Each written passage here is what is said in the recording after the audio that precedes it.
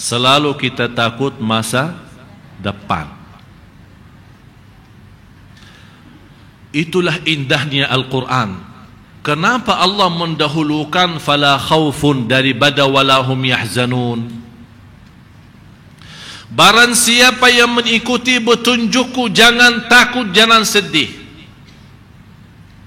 Selama anda mengikuti petunjukku, berarti akan menuju kepada akhirat. Yang biasa membuat manusia takut akhirat apa? Takut dihukum Allah, takut disiksa di neraka, takut dihisab dan hisab yang susah. Allah tenangkan, selama anda mengikuti petunjukku, jangan takut ke depan. Masa depan jangan takut. Urusan Allah selesai, beres, aman. Itu namanya Allah memberikan asuransi aman masa depan.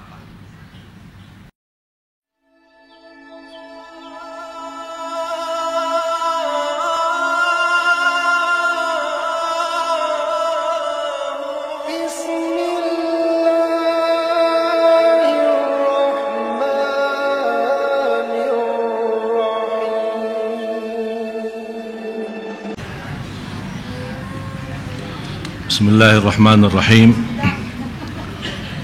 Assalamualaikum warahmatullahi wabarakatuh.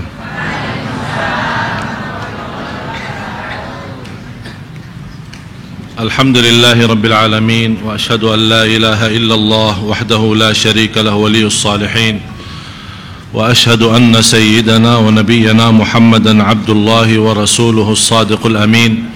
Allahumma salli wa sallim wa barik على سيدنا محمد وعلى آله وصحبه ومن تبعهم بإحسان إلى يوم الدين.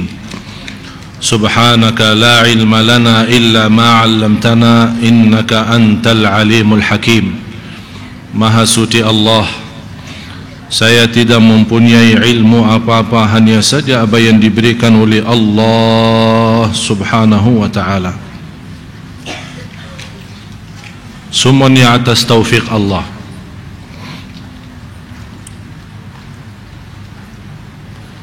Yang merasa diri memiliki sesuatu itu sombong.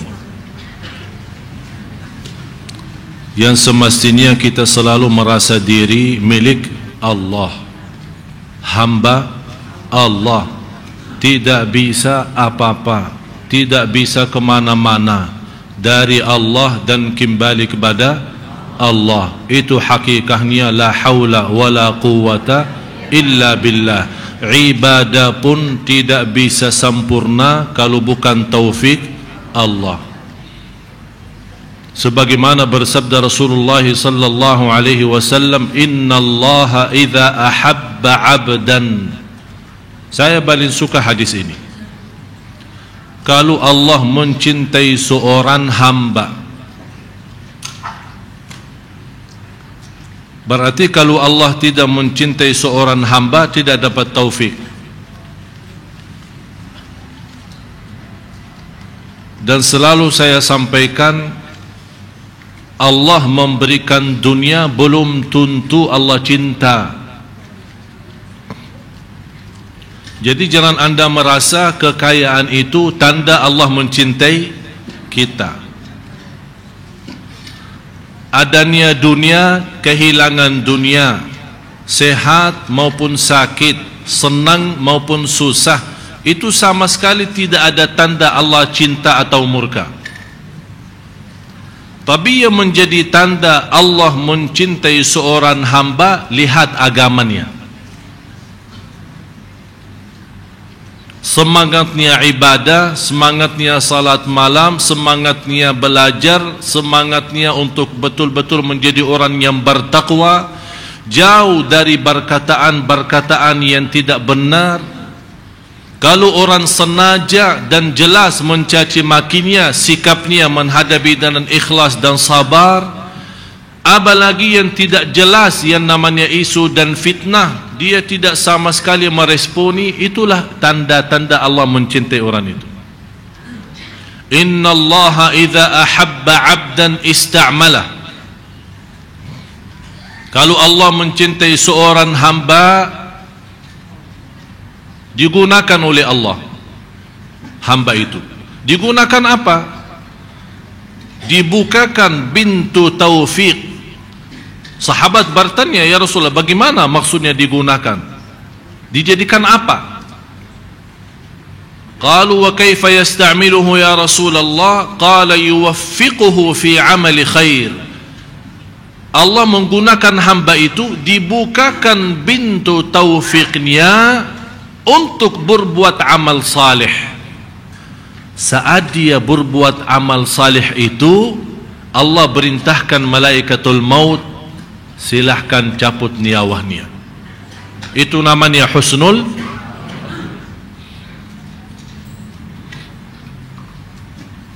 Karena untuk mengambil nyawa seorang, malaikatul maut pun tidak tahu. Dia menunggu perintah Allah. Allah tidak memberitahu malaikatul maut, hamba ini dicabut nyawanya saat dia lagi mabuk, atau saat dia lagi salat. Malaikatul maut tidak diberitahu hal itu. Yang dia diberitahu, dia menerima perintah, cabut nyawanya. Masalah keadaannya bukan urusan malaikatul maut. Oleh karena itu Bapak Ibu, kita sama-sama merasakan iyyaka na'budu wa iyyaka nasta'in. Al-Imam Ibnul Qayyim rahimahullah, sebabnya firman ini iyyaka na'budu wa iyyaka nasta'in, dia membuat buku 4 jilid, satu buku lebih dari 300 halaman. Hanya gara-gara iyyaka na'budu wa iyyaka nasta'in. Jadi yang semestinya kita merasakan saat kita salat, kalau boleh stop. Apalagi lagi salat sunnah, lagi salat malam, begitu anda membaca iyyaka na'budu wa iyyaka nasta'in, stop dulu. Sambil anda merasa tersentuh hati, ini hati harus bergerak. Allah sudah menggambarkan kalau Quran turun di atas gunung, hancur. Mana yang lebih kuat dan kasar, gunung atau daging manusia, hati manusia? Jelas lebih kuat dan keras gunung. Tapi bisa gunung itu hancur karena Al-Quran. Hati kita masa tidak bisa rasa. Kalau bisa kencang, bukan hanya kalbu kita yang malah seluruh tubuh badan kita berkencang saat mendengar kalamullah. Jadi pas anda baca iyyaka na'budu, hanya kepada engkau ya Allah kami beribadah, ini murni ikhlas. Hanya kepada Allah kami beribadah, hanya kepada Allah kami memohon, hanya kepada Allah kami tawakal, hanya kepada Allah kami cinta, hanya kepada Allah kami memohon bertolong, hanya kepada Allah. Jadi semua hanya kepada Allah, tidak ada yang lain. Urusan dunia pun hanya kepada Allah. Ada masalah dalam rumah tangga kita, urusannya sama Allah. Apapun hanya kepada Allah. Jadi terwujud iyyaka na'budu dalam segala hal. Jangan anda memahami singkatnya ibadah adalah ibadah itu gerakan salat, baca Quran. Tidak. Dunia pun bisa jadi ibadah kalau kita berserah diri kepada Allah saat urusan dunia. Jadi tidak boleh kita merasa, oh saya pintar, saya cerdas, saya punya kelebihan, bisa menjadi orang kaya karena tenaga dan usaha. Tidak. Tapi karena taufik Allah. Ikhtiar saya pun, walaupun saya punya ikhtiar, tapi kita punya yakin ikhtiar pun belum ada arti kalau belum ada izin Allah. Tapi tetap kita berikhtiar. Begitu kita merasa iyyaka na'budu wa iyyaka nasta'in, sudah merasa connect batin, sudah hatinya merasa hanya kepada engkau ya Allah kami beribadah. Tapi segala ibadah itu yang kami harapkan menjadi ibadah ikhlas, khusyuk, murni, diterima. Ya Allah, kami tidak sanggup menyempurnakan ibadah kecuali dengan wa iyyaka nasta'in. Wa iyyaka nasta'in maksudnya dan hanya kepada engkau ya Allah kami memohon pertolongan. Pertolongan untuk apa? Untuk dunia. bertolongan untuk urusan anak, bertolongan untuk urusan usaha, urusan rumah, urusan bukan. Tapi wa iyyaka nasta'in, supaya ini wa iyyaka na'budu itu jadi sempurna. Supaya iyyaka na'budu jadi sempurna, ya Allah tolonglah kami supaya ibadah ikhlas, dunia lancar, ibadah diterima sempurna, karena kami bukan bertolonganmu ya Allah, ibadah pun aja kacau. Ya mohon maaf, ibadah kita masih belum apa-apa.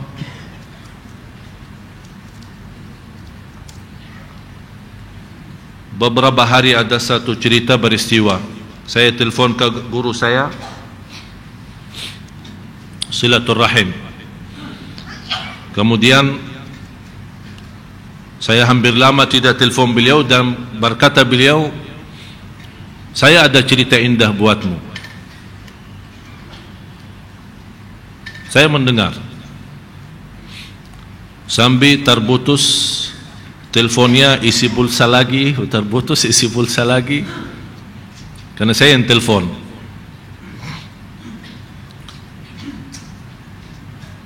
Beliau menceritakan dan menunjukkan apa yang saya sampaikan ini, iyyaka na'budu wa iyyaka nasta'in. Begitu setiap saya membaca Al-Fatihah di luar salat maupun di dalam salat, saya betul-betul merasakan iyyaka na'budu wa iyyaka nasta'in membuat saya berhenti.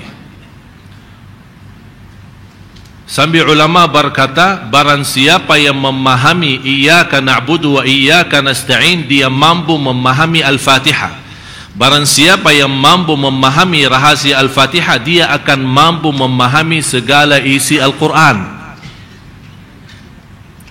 Semua isi Al-Quran kembali kepada Al-Fatihah. Semua isi Al-Fatihah sumbernya iyyaka na'budu wa iyyaka nasta'in. Jadi kuncinya di situ. Jadi kita betul-betul sudah basrah diri hanya kepada Engkau ya Allah, ibadah, ikhlas, berjuangan semua, hidup mati karenamu ya Allah, wa iyyaka nasta'in. Habis itu sudah betul-betul kita meyakini segalanya milik Allah dan kita hamba Allah, baru kita minta petunjuk, ihdinas siratal mustaqim. Buat apa? Dunia akhirat, lahir batin, ilmu, sekolah, kuliah, jodoh, rizki, urusan, semua termasuk siratal mustaqim. Jadi siratal mustaqim bukan hanya agama. Siratal mustaqim, jalan yang lurus dalam pendidikan, jalan yang lurus dalam mencari jodoh, jalan yang lurus dalam mendapatkan yang terbaik dalam bisnis dan usaha, jalan yang lurus mendapatkan majlis ta'lim yang memberikan manfaat dalam kehidupan saya, yang merubahkan menjadi majlis dan belajaran saya semakin baik, saya semakin mendekatkan diri saya kepada Allah, bukan ilmu yang sia-sia. Itu yang perlu. Inilah ihdinas siratal mustaqim. Malah salah satu taufik Allah subhanahu wa ta'ala bagi kita semua, kalau Allah membukakan kita bisa menghadiri majlis ta'lim yang Allah rubahkan rasa hati kita menjadi lebih baik. Dengan keikhlasan kita berduduk di majlis ta'lim dan sama-sama belajar, disitulah Allah bukakan hati kita bersama. Yang berceramah Allah gerakkan lidahnya supaya bisa menyentuh hati yang mendengar. Karena orang yang berceramah tidak mampu menyentuh hati yang mendengar, tapi Allah yang mampu mengkontak batin supaya bisa apa yang disampaikan oleh penceramah bisa difahami, bisa dirasakan, bisa dihayati. Oleh karena itu begitu saya masuk majlis ta'lim, ya Allah, saya serahkan diri saya, lidah saya, hati saya, Engkau yang atur. Hati jamaah bukan milik saya, tapi milik Engkau ya Allah.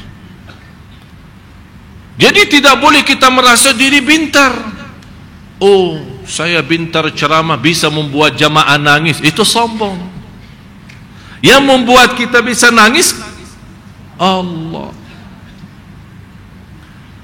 Belum tentu orang berilmu seluas dunia, begitu dia naik mimbar belum tentu bisa pintar ceramah. Dan kita melihat sendiri ada orang yang martabatnya sudah profesor dokter, tapi ceramahnya membuat kita tidur. Mohon maaf ya, saya tidak sebut siapa-siapa, tapi belum tentu jabatan ilmu, belum tentu luasnya ilmu seorang, belum tentu bisa sampaikan sesuatu. Dan bisa jadi orang awam, tukang ojek, tukang bakso, atau orang di jalan barangkali tidak diperhatiin oleh orang, tidak dihargai oleh orang, tapi bisa dia menyampaikan satu kata menjadi bermanfaat sepanjang hidup kita. Jadi masalahnya bukan banyak ilmu atau sedikit, bukan tinggi jabatan atau rendah, bukan kaya atau miskin. Masalahnya satu karunia dan rahasia yang Allah anugerahkan di hati seorang saat dia berbicara. Berarti semua, saya, bapak ibu, saya berbicara, anda mendengar, kuncinya semua di tangan Allah. Kata guru saya, ketika dia keluar rumah bertemu dengan dua orang pemuda, nampaknya dua orang pemuda itu pemuda yang saleh, dan mereka menceritakan kepada guru saya, wahai guru, kami punya cerita bagaimana kami alhamdulillah bisa menjadi pemuda yang saleh. Dua kawan, teman kuliah.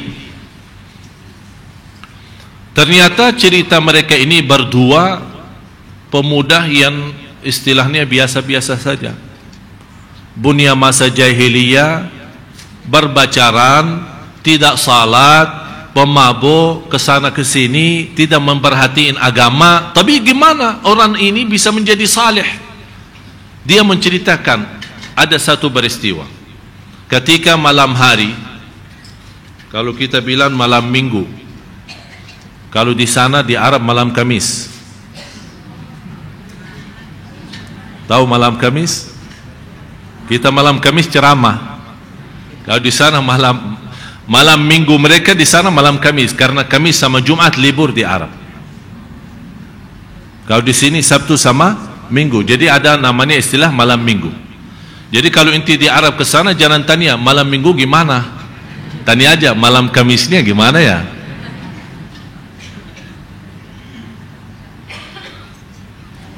Jadi mereka ketika habis berhiburan, bersenang-senang bersama temannya, masing-masing sama bacarannya, mendekati subuh pulang, pisah.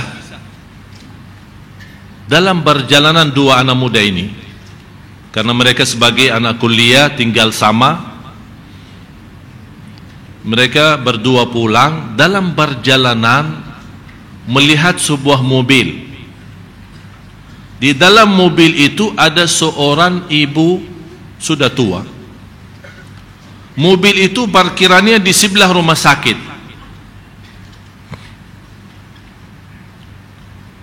Yang menarik perhatian dua anak muda ini, suara teriakan ibu itu. Mereka datang ke mobil, tidak ada orang. Kok ibu ini di dalam mobil sendirian? Begitu mereka mendekati, melihat ibu sepertinya dalam keadaan krisis, sakratul maut. Langsung sebagai pemuda, walaupun namanya masa jahiliyah, berlakunya macam-macam, tapi masih namanya muslim. Dia ingat, oh kalau kita dalam agama Islam, orang lagi krisis, mau mati, mau meninggal dunia, diajarin kalimat thayyibah, syahadat. Ayo ibu, asyhadu. Ibu itu ikut, asyhadu alla ilaha illallah, sampai dia menaikkan jarinya. Wa asyhadu anna muhammadan rasulullah. Habis kalimat syahadat, meninggal dunia. Tiba-tiba datang anaknya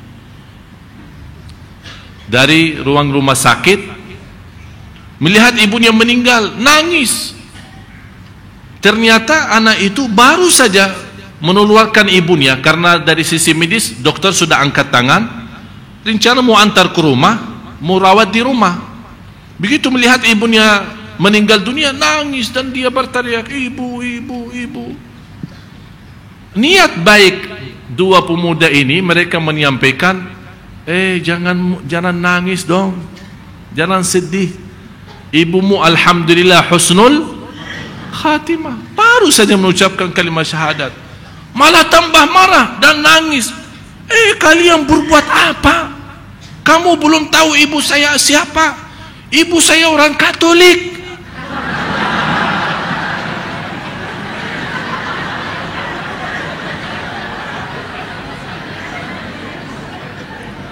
Itulah membuat mereka kaget. Ternyata ini keluarga Katolik, baru habis dirawat ibunya di rumah sakit, dia hantar ke mobil, dia balik ke rumah sakit lagi untuk tanda tangan.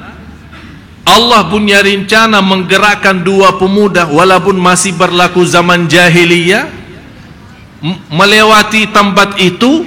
Ini semua Allah yang aturkan. Menjadi anak pemuda itu memimpin seorang Katolik masuk Islam dalam sakratul maut, dan menjadi ahli surga, diselamatkan oleh neraka, walaupun dia belum beribadah dengan kalimat syahadat saja terjamin selamat dari neraka. Persis sesuai apa yang terjadi di masa Rasulullah, sama seorang Yahudi datang mengucapkan kalimat syahadat dan tidak pernah sujud satu kali pun, dan ikut perang bersama Rasul, dalam perang meninggal. Begitu anak pemuda ini dua orang mendengar, sebabnya dua orang ini, seorang Katolik bisa masuk Islam, membuat kesadaran buat dua pemuda ini, dua-duanya juga mendapatkan hidayah dan merubah menjadi anak yang salih. Dan sekarang dua ini menjadi dua imam terkenal di Arab. Itu rencana siapa? Memberikan tanda apa? Allah sayang enggak? Yang Katolik diselamatkan dari neraka sebabnya dua pemuda nakal, dan sebabnya Islamnya Katolik, pemuda itu masuk menjadi anak yang saleh. Prosesnya hanya dalam waktu tidak sampai barangkali 1 menit atau 2 menit, tapi Allah merubahkan keselamatan 3 orang. Begitu dahsyatnya Allah. Supaya kita yakini, iyyaka na'budu wa iyyaka nasta'in. Pertolongan Allah, pertolongan Allah. Itulah salah satu pertolongan Allah yang kita minta maupun tidak pernah minta. Kira-kira seorang ibu itu pernah berdoa, ya Allah kasih saya hidayah kepada Islam? Atau ya Allah kalau saya mau krisis pas lagi di dalam mobil atau habis keluar dari rumah sakit, tolong bertemukan dengan orang Islam supaya mengajak saya masuk Islam. Tidak pernah terbayang peristiwa ini. Tapi begitu dahsyatnya Allah subhanahu wa ta'ala. Ini yang membuat kita Bapak Ibu sadari, Allah maha baik, Allah maha kasih sayang. Percaya aturan Allah yang terbaik, sistem Allah yang terbaik. Qul nahbitu minha jami'a fa imma ya'tiyannakum minni huda. Waktu Allah menurunkan Nabi Adam alaihissalam serta istrinya semuanya keluar dari surga, dan Allah mengingatkan kembali ke bumi, melihat peristiwa yang begitu penuh dengan ujian dan cobaan, dan ingat satu hal, akan datang kepada kalian petunjukku, fa imma ya'tiyannakum minni huda, akan datang kepada kalian petunjukku. Faman tabi'a hudaya, barang siapa yang mengikuti petunjukku, fala khaufun alaihim wala hum yahzanun.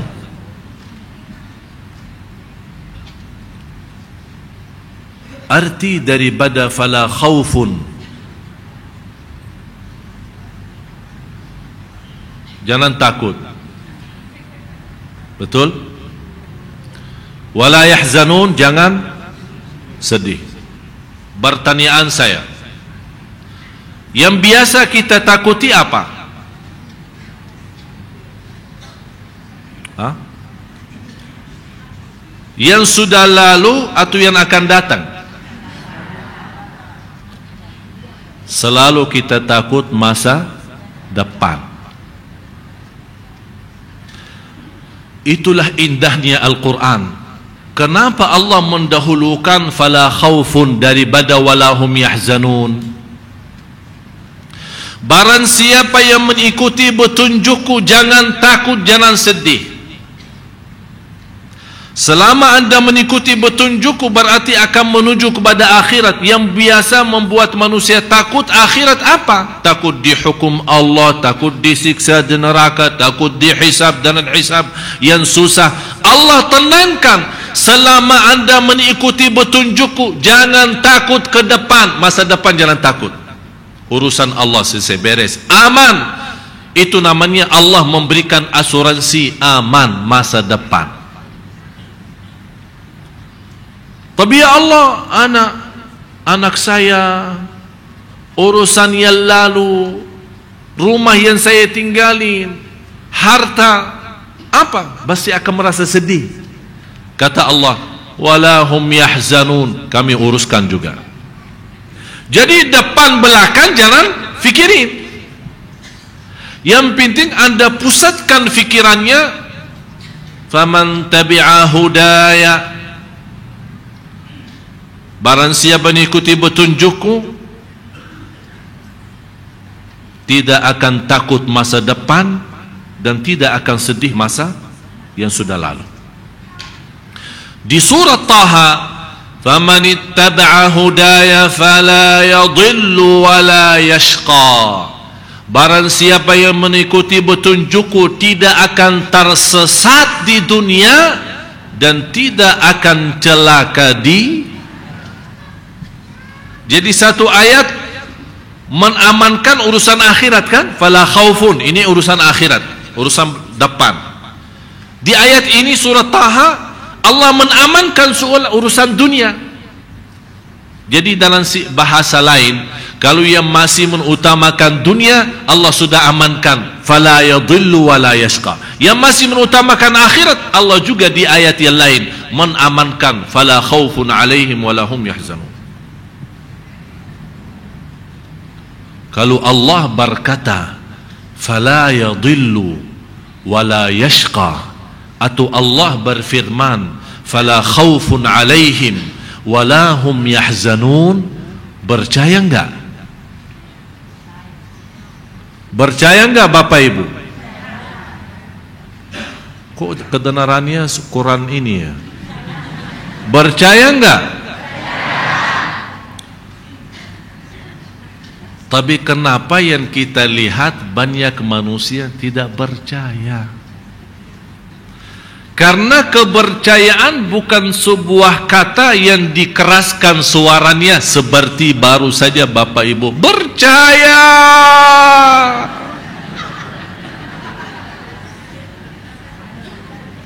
Kepercayaan itu ada bukti. Buktinya apa?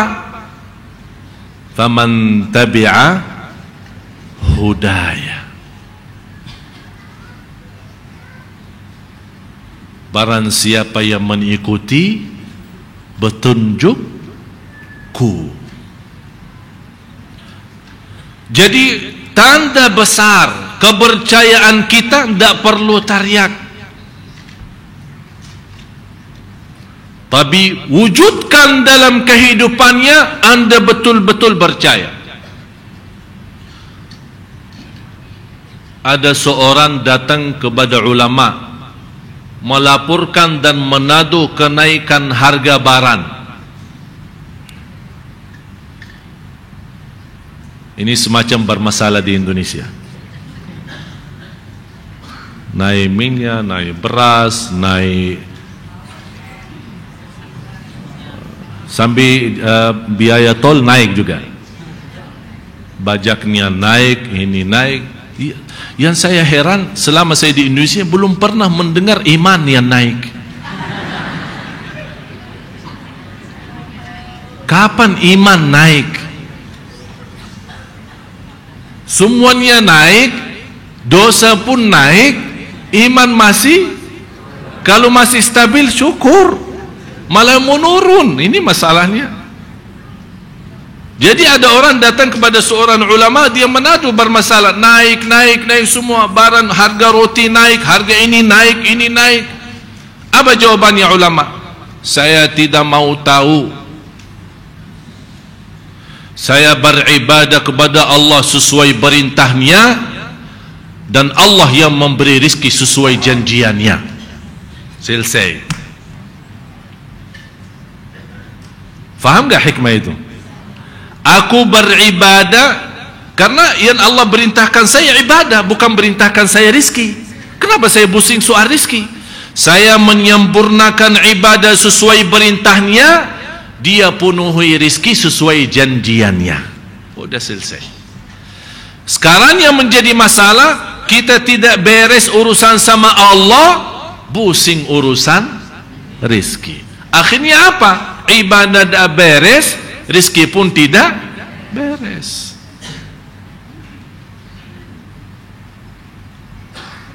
Malah sekarang kita mendengar semua amalan kita, semua harapan kita hanya dunia saja. Orang SMS, Twitter, BB, telepon.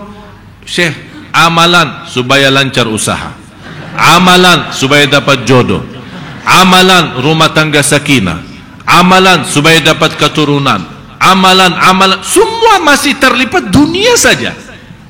Sampai dunia tidak beres, kita mengharap amalan ibadah yang semestinya semata-mata ridha Allah malah jadi buat dunia aja. Seolah-olah kita lupa akhirat. Padahal kita sudah belajar, inna salati wa nusuki wa mahyaya wa mamati. Kalau betul-betul lillahi rabbil alamin, dunia akhirat beres. Apa yang membuat kita pusing? Karena salat tidak benar. Bukan karena kesempitan rizki, bukan karena banyak hutang. Tapi yang kita tidak sadari, bukan karena salat tidak benar, malah kita pusing. Kenapa? Hutang banyak. Tapi tidak pernah berpikir yang membawa hutang yang banyak kenapa bisa jadi banyak. Karena pertama salatnya tidak beres.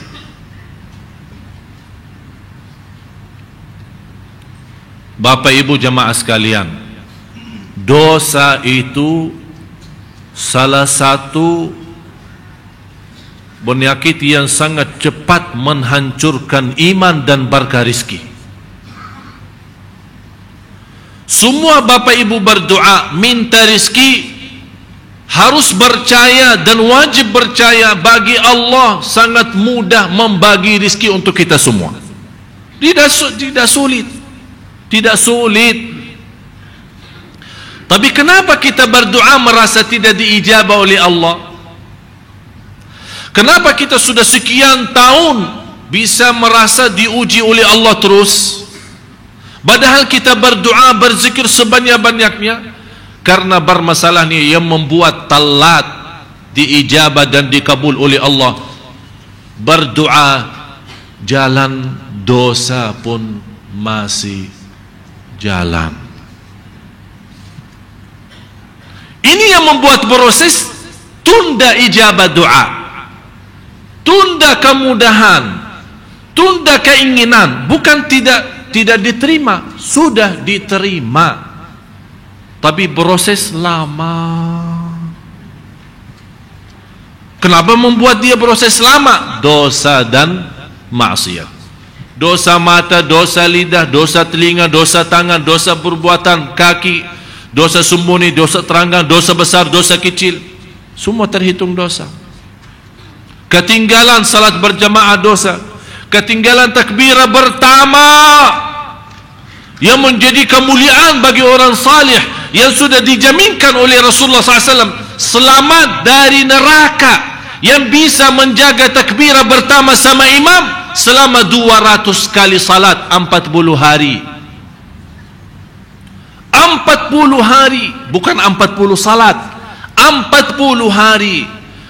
Man shalla jama'atan la tafutuhu takbiratul ihrami 40 yawman kutibat lahu bara'atan. Barang siapa yang salat berjamaah tidak sampai terlepas dari takbirah pertama sama imam selama 40 hari, dapat 2 kebebasan. Bebas dari kemunafikan, yang kedua bebas dari neraka. Bahagia seorang bapa dan ibu yang sepanjang tahunnya, sepanjang umurnya dia mampu menjaga takbirah pertama sama imam. Luar biasa. Saya punya guru yang pernah saya ceritakan meninggal di Masjid Nabawi pas dia takbirah ihram sama imam Allahu Akbar, meninggal dunia. Kenapa dia meninggal dunia pas takbiratul ihram? Karena selama 40 tahun tidak pernah lewat takbirah ihram. Kita berapa kali mas udah tahu sisanya. Saya aja tadi masbuk, sebabnya macet, melayani tamu di rumah, masbuk. Kami belum punya kemampuan begitu mendengar Allahu Akbar, angkat semua, tidak ada urusan, belum kita mampu. Kalau lagi rapat, ya sebentar, masih belum ikamat. Kalau ada lagi makan, ya habisi makanan dulu. Katanya kalau makan sama salat duluan makanan. Masya Allah, dari situ bunya ilmu. Hal ini dia Masya Allah ulama besar. Kalau dalam hal ini aja, datangnya makan sama salat, katanya dalam fikih kalau makan sama salat makan dulu baru salat. Masya Allah ulama besar. Dalam hal ini aja dia faham.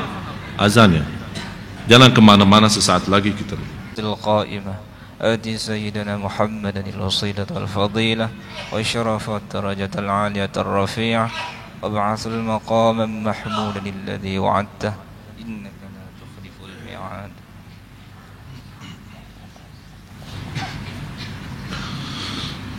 الحمد لله. اللهم صل على سيدنا محمد وعلى آل سيدنا محمد.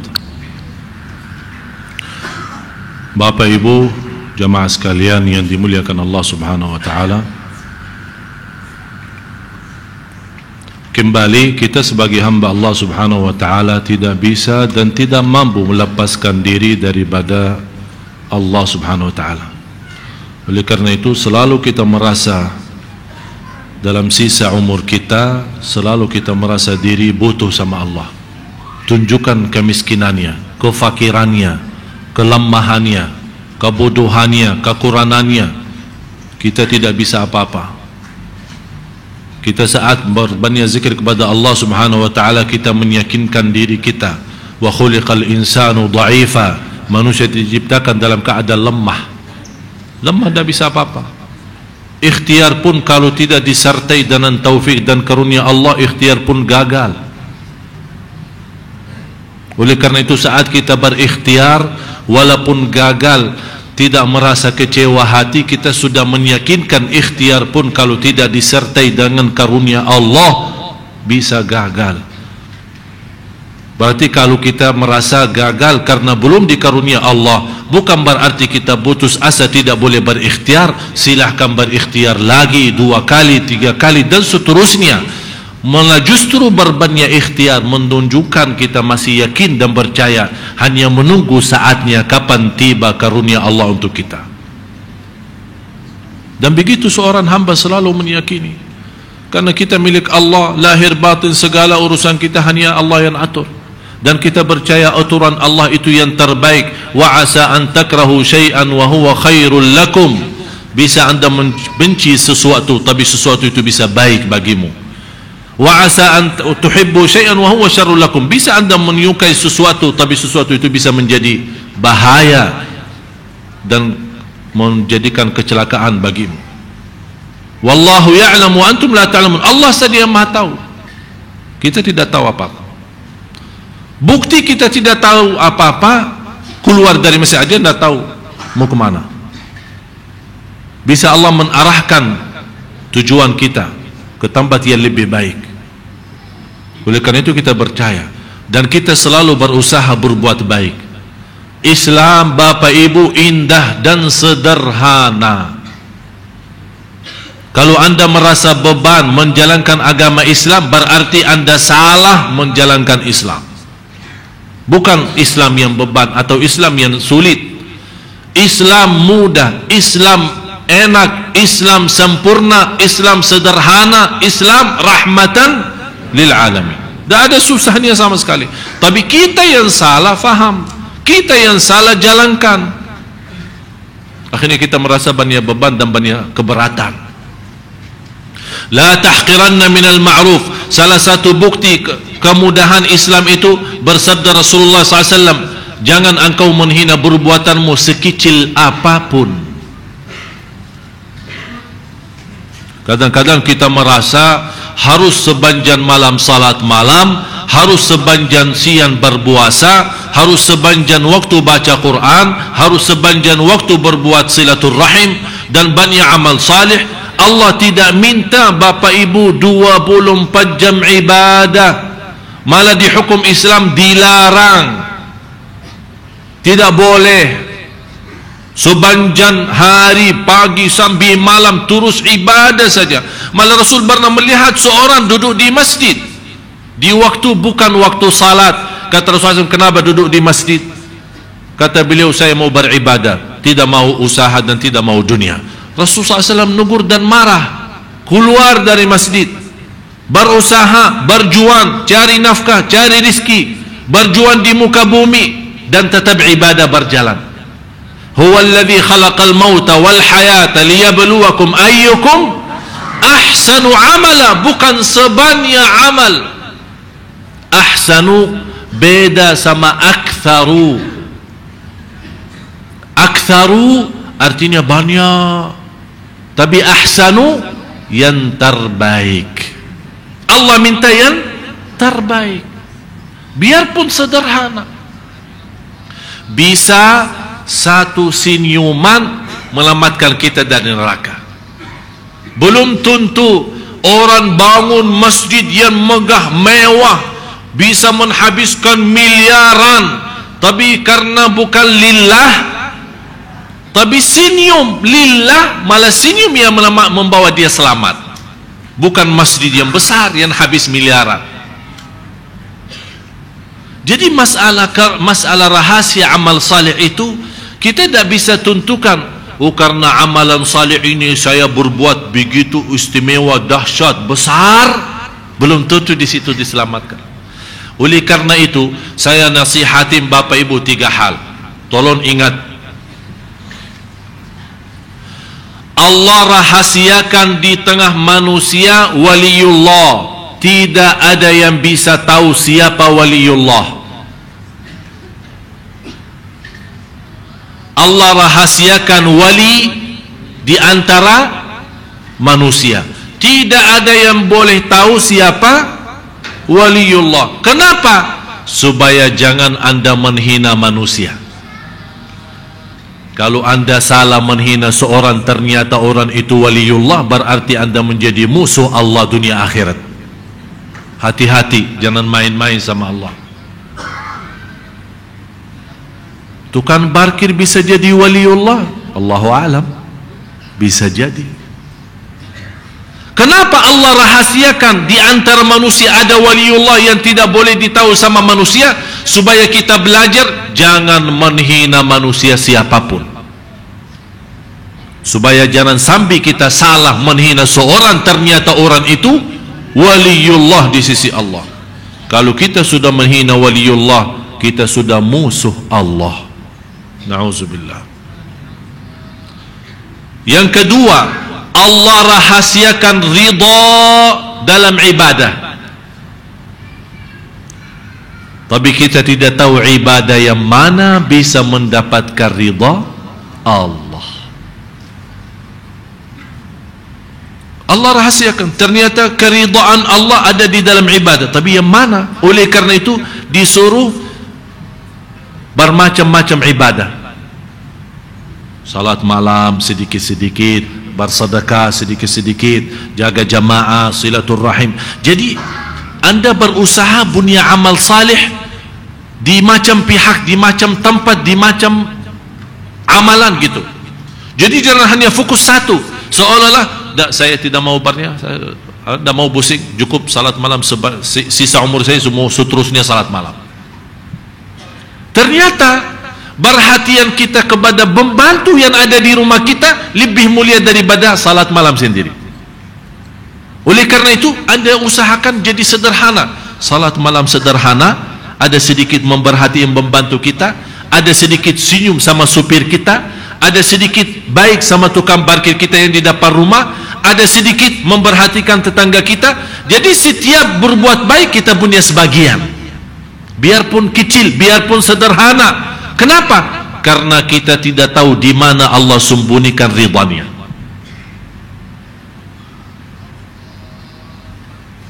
Yang ketiga, hati-hati dari dosa maksiat. Karena kita belum tahu di mana Allah sembunyikan kemurkaannya di dalam dosa itu.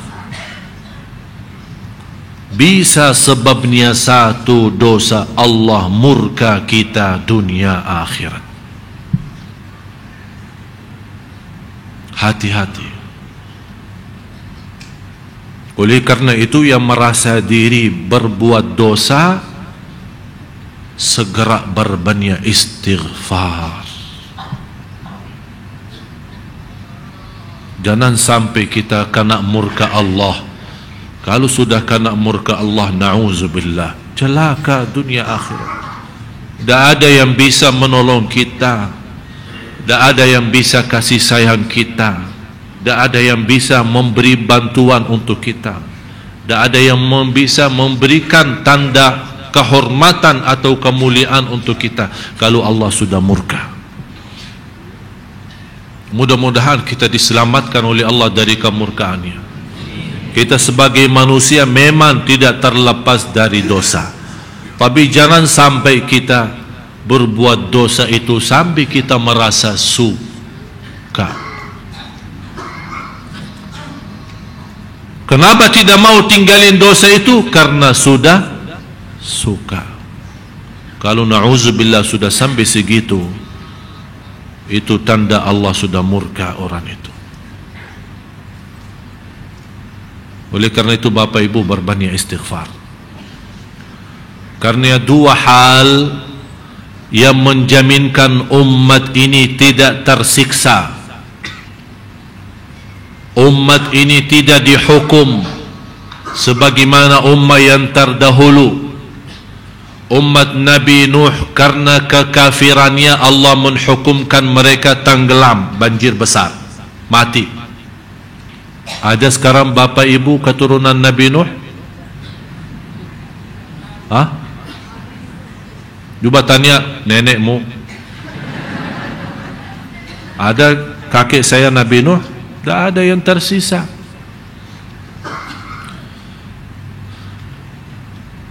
Semua umat yang mendahului kita masing-masing sudah mendapatkan hukuman Allah. Umat Nabi Muhammad Allah memberikan umur sampai hari kiamat, tidak boleh dihukum. Walaupun perbuatannya, dosa maksiatnya dan kekafirannya lebih parah daripada umat yang terdahulu. Kenapa tapi Allah tidak menjalankan keadilannya yang sesuai bagi umat yang terdahulu menjadi sebagaimana umat ini? Karena berkah doa Nabi Muhammad.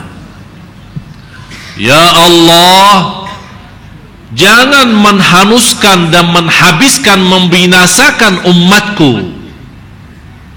walaupun perbuatannya separah apapun.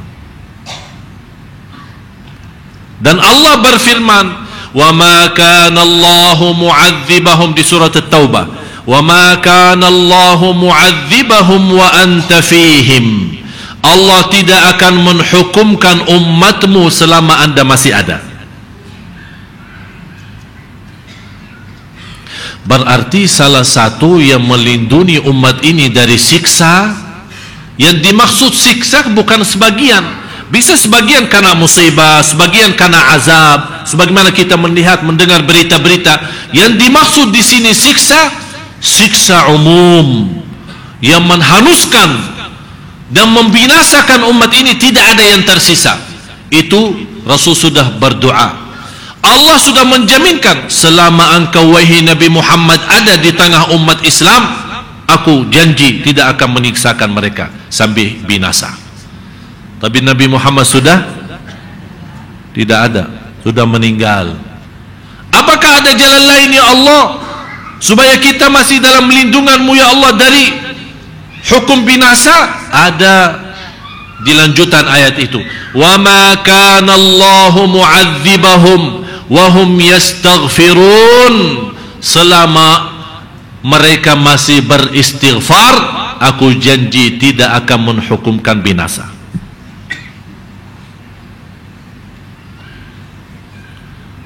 Malah pernah iblis berjanji sama Allah. Iblis yang namanya iblis tapi masih bersumpah dengan nama Allah. Qala fa bi'izzatika, dengan kemuliaan dan keagunganmu. Ini sumbahan siapa? Iblis. Berarti iblis tahu Allah Tuhan yang hak, yang benar. Demi keagunganmu, kemuliaanmu ya Allah, aku akan menggoda manusia sampai semua masuk neraka bersamaku. Kira-kira apa jawaban Allah? Allah tidak menjawab, barang siapa yang mengikutimu saya akan hukumkan masuk neraka. Tapi Allah menjawab yang menunjukkan sepenuhnya kasih sayangnya Allah. Silahkan iblis goda siapa-siapa, saya tetap akan mengampuni hambaku selama hambaku beristighfar. Allahu Akbar. Di situ iblis marah kalau ada seorang hamba yang selalu beristighfar, karena dia berjanji, Allah juga berjanji, goda manusia masuk neraka bersamaku, aku akan selamatkan selama mereka beristighfar. Oleh karena itu, istighfar termasuk salah satu karunia Allah yang diberikan kepada kita, yang menyelamatkan kita dari siksa dan hukuman Allah. Ternyata bukan hanya itu saja, malah istighfar menghilangkan kesusahan, istighfar menjaminkan ketenangan, istighfar memudahkan rizki, istighfar mendatangkan rizki, istighfar menjaminkan keberkahan, istighfar memberikan banyak karunia dan perlindungan untuk rumah kita termasuk anak kita, sebagaimana bersabda Rasulullah SAW di hadis yang sahih, man lazimal istighfar. Beda istighfar biasa sama istighfar luar biasa. Bedanya apa? Istighfar biasa ya sehari-hari kita, habis salat istighfar, itu biasa. Kalau kita mengingat ada orang membuat membuat kita kaget atau astagfirullahalazim, kan ini kan biasa. Tapi yang luar biasa, lidah kita tidak pernah berhenti kecuali menyebut istighfar. Itu yang disebut oleh Rasulullah man lazima. Maksudnya lazima apa? Yang mulazamah. Faham mulazamah? Tidak pernah putus. Kalau kata mulazamah, sahabat mulazamah sama Rasul, tidak pernah pisah. Istiqamah, rutin. Apa yang kita dapatkan ini kan luar biasa. Memang memerlukan perhatian. Sepanjang perjalanan kita istighfar, jalan kaki istighfar, mau tidur istighfar, mau kemana-mana istighfar, dalam keadaan wudu istighfar, tidak wudu istighfar, dalam keadaan bersedia istighfar, tidak pernah berhenti. Apa yang kita dapat? Malazimal istighfar, dijanjikan 3. Istighfar yang luar biasa, bukan yang biasa. Istighfar yang luar biasa. Apalagi istighfar sesudah dosa. Apalagi istighfar yang membuat kita nyesal, sedih, nangis karena dosa kita, dosa lalu, mungkin dosa baru. Kita sadari dalam istighfar yang luar biasa. Kita ingat mendapatkan 3 hal. Man lazimal istighfar ja'alallahu, Allah akan ja'alallahu. Malah yang menarik perhatian saya dalam hadis ini, itu kan bahasa Arab, makanya belajar bahasa Arab.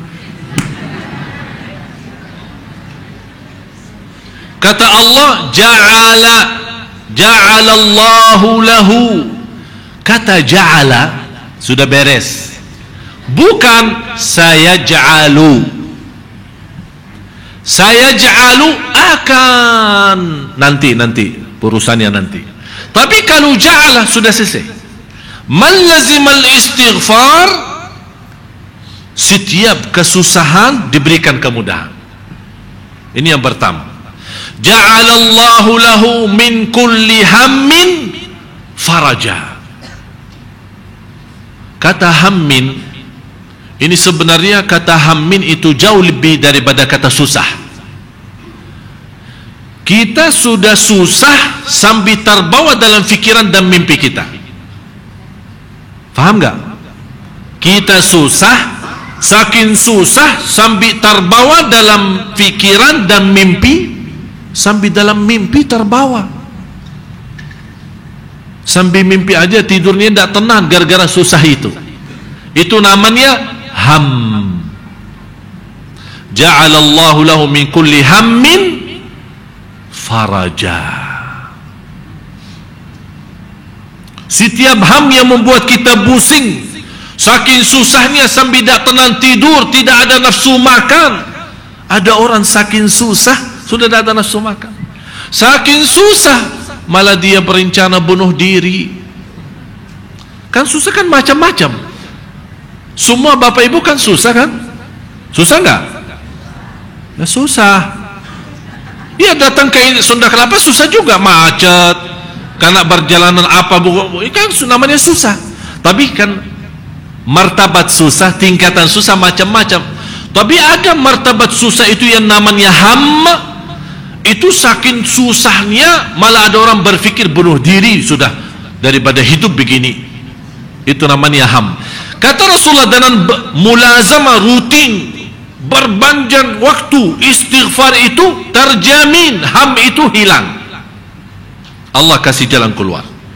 Yang kedua, wa min kulli dhiqin makhraja. Setiap jalan sempit Allah luaskan jalan keluar. Dhiq artinya kesempitan. Sempitan dalam hati, sempitan dalam batin kita.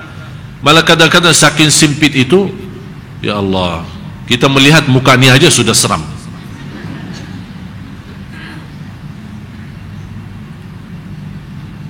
Terus habis itu apa? Yang ketiga, wa yarzuqhu min haitsu la yahtasib. Allah akan datangkan rizki. Bapak Ibu, beda arti mudah rizki sama datang rizki. Maksudnya datang rizki apa? Sudah saking pusing, tidak ada nafsu makan, tidak mau ketemu siapa-siapa, galau ya? Galau ya? Kayaknya bahasa cocok ham itu galau ya? Kayaknya ini, sudah ketemu ini. Ada lebih tinggi daripada galau ya? Ada nggak? Galau martabat tinggi. Atau galau nomor 1 ya? Atau VIP galau ya? Jadi sudah betul-betul udah. Jadi diajar ngomong aja senang bisa. Sudah tak nyambung, kita bicara tak nyambung, makan tak mau, tidur tak bisa, sudah. Galau plus stres. Begitu ya. Itu sudah ham. Namanya ham. Ha mim. Bukan ham-ham makan. Itu ham-ham itu makan. Tapi kalau satu ham itu galau dan stres. Tapi kalau ham itu makan, lagi makan. Kalau kita main sama anak-anak mau ham, tapi jangan bilang sama anak mau ham. Jadi boleh dua-dua, mau ham artinya mau makan. Tapi kalau mau ham ini berarti mau nyakitin. Wa yarzuqhu min haitsu la yahtasib. Allah akan datangkan rizki dari tempat yang tidak pernah nyangka. Dia sudah ikhtiar usaha untuk melunas hutang tapi bangkrut, sudah habis. Usaha gagal, rugi, tidak ada jalan keluar, sampai sudah merasa tidak ada harapan hidup.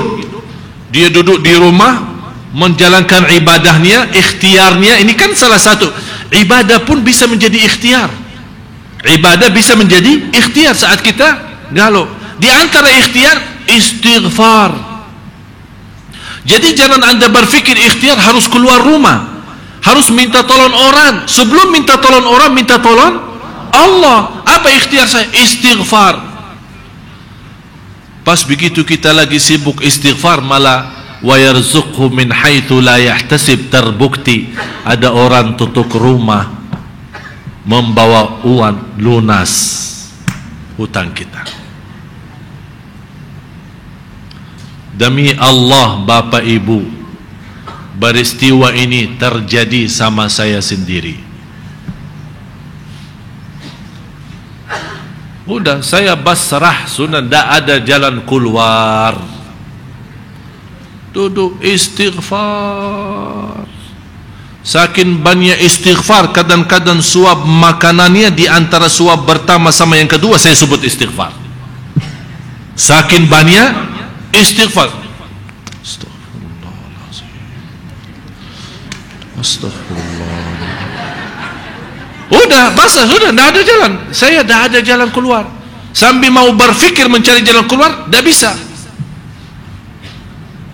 Demi Allah,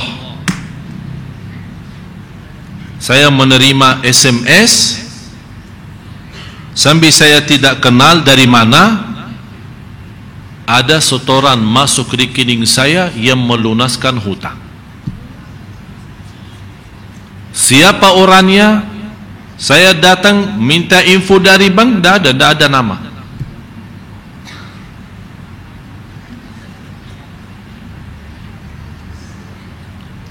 Memang Allah punya macam cara.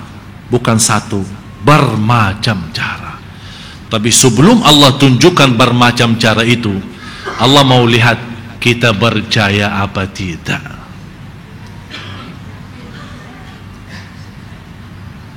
Kalau tidak yakin, tidak bisa percaya, Bu. Oleh karena itu, mulai malam ini Bapak Ibu, silahkan yang punya masalah maupun tidak punya masalah, sepanjang sisa waktu hidup kita, pagi, siang, sore, malam, istighfar. Ada ujian, hadapi dengan istighfar. Ujian sekolah, hadapi dengan istighfar. Belajaran kuliah, hadapi dengan istighfar. Urusan rumah tangga, hadapi dengan istighfar. Soal jodoh, hadapi dengan istighfar. Apapun bermasalah, kata Imam Ibn Taymiyah, termasuk dalam belajar ilmu agama, hadapi dengan istighfar. Kata Imam Ibn Taymiyah rahimahullah, saya saat mencari satu soalan fikih sambil berhari-hari belum saya bisa tahu jawabannya, saya membuka kuncinya dengan 1000 kali istighfar, Allah hantarkan jawaban masalah itu. Jadi ternyata istighfar bukan hanya urusan dunia, termasuk untuk belajar agama. Allah bukakan pemahaman, bisa memahami agama dengan mudah dan lancar dengan kekuatannya istighfar. Mau lihat, mau buktikan, silahkan jalankan, silahkan Anda bisa merasakan sendiri. Kalau Anda betul-betul mengikuti sesuai kata Rasul, man lazimal istighfar, yang seterus-terusnya dia beristighfar, insyaallah ketemu Rabu yang akan datang, Anda akan memiliki perasaan yang sangat lebih baik daripada minggu ini. Dan alhamdulillah, kemudahan, kenikmatan istighfar, Allah memberikan karunia dalam doa Bapak Ibu semua. InsyaAllah hari Rabu ke depan terbitan pertama majalah kami, yang InsyaAllah isinya banyak hal yang bisa menjadi pelajaran bagi Bapak Ibu. Jadi InsyaAllah hari Rabu yang akan datang, mudah-mudahan kita semua dalam keadaan sihat walafiat. InsyaAllah kita akan membawa majalah pertama. Yang berkenan mendapatkan majalah itu InsyaAllah hari Rabu. Semua kumpulan ilmu, amalan, rahasia, belajaran InsyaAllah dengan singkat, InsyaAllah majalah itu bisa membantu Anda semua. Mudah-mudahan bisa menjadi bermanfaat, berguna bagi kita semua. Dan semua gerakan, bantuan, infak, sedekah dari Bapak Ibu, alhamdulillah ini semua menjadi berkah. Dan saya yakin apapun yang kami dapat karena ikhlas daripada Bapak Ibu, alhamdulillah itulah yang Allah memberkahi proses. Dan insyaallah saya khususkan untuk kuliah duha besok, karena kita di bulan Rajab mau menuju ke bulan Sya'ban, insyaallah saya akan khususkan membawakan cerita indah tentang Isra Mi'raj dan pentingnya salat. Kalau mau tahu Isra Mi'raj yang sebenarnya, apa yang terjadi, apa peristiwa, apa hikmah daripada Isra Mi'raj yang menjadi pelajaran bagi kita, dan bagaimana pentingnya salat dalam cerita Isra Mi'raj. Ini insyaallah menjadi tema saya di hari Ahad tanggal 2 Juni. Dan insyaallah tanggal 7 Juli maksudnya minggu bulan depan, yang menjadi sebelum puasa, bisa kuliah duha terakhir. Ya, kuliah duha terakhir di bulan Juli, insyaallah kalau tidak salah tanggal 7, saya akan khususkan bahasannya yang terkait dengan fikih dan hikmah daripada puasa. Semua soalan yang terkait dibutuhkan oleh masyarakat tentang Ramadan, ilmu, fikih, soalan yang perlu kita harus fahami supaya puasa kita sempurna, ini insyaallah menjadi bahasan saya di kuliah duha yang terakhir tanggal 7 Juli, supaya insyaallah sekaligus kita menghadapi Ramadan insyaallah dalam keadaan sudah memahami bagaimana proses ibadah sepanjang bulan Ramadan. Mudah-mudahan selama kita belajar sama-sama menjadi ilmu bermanfaat bagi kita semua. Ayo kita sama-sama tutup doa. Walaupun ada pertanyaan, tapi kita tunda insyaallah di pertemuan yang akan datang. Pertama-tama, karena antara azan dan iqamah termasuk doa makbul, kita sama-sama membacakan Al-Fatihah, permintaan bania dari jamaah, keluarga yang sakit mudah-mudahan disembuhkan oleh Allah Subhanahu wa taala, yang menghadapi kesusahan dan kesulitan, ujian, cobaan, hutang, mudah-mudahan dimudahkan oleh Allah Subhanahu wa taala, mendatangkan rizki yang berkah yang mengatasi segala permasalahannya, dan mudah-mudahan dana rizki yang berkah bisa membawa kita semua ke tanah suci, haji dan umrah, dan ziarah Nabi Muhammad sallallahu alaihi wasallam. Dan Al-Fatihah juga untuk semua keluarga kami yang telah dipanggil oleh Allah duluan, yang sudah meninggal dunia, mudah-mudahan diampuni segala dosanya, dijadikan tempat mereka menjadi yang terbaik daripada dunia dan segala isinya, dan mereka menjadi tenang dan bahagia di alam barzakh, di dunia kubur, sampai menghadap Allah Subhanahu wa taala di hari kiamat, mendapat karunia ampunan dan dinaikkan di sisi Allah di darajat yang tertinggi dan diterima segala amal ibadahnya. Khususnya sahabat saya dan guru kita bersama Ustaz Jifri Al-Bukhari, kita bacakan Al-Fatihah di malam yang ke-38. Mudah-mudahan diampuni Allah, diterima segala perjuangannya, diterima dakwahnya, dan dijadikan oleh Allah Subhanahu wa taala seorang ustaz yang masuk surga bersama Nabi Muhammad sebagai orang yang dai yang melanjutkan dakwah Nabi Muhammad sallallahu alaihi wasallam. Al-Fatihah.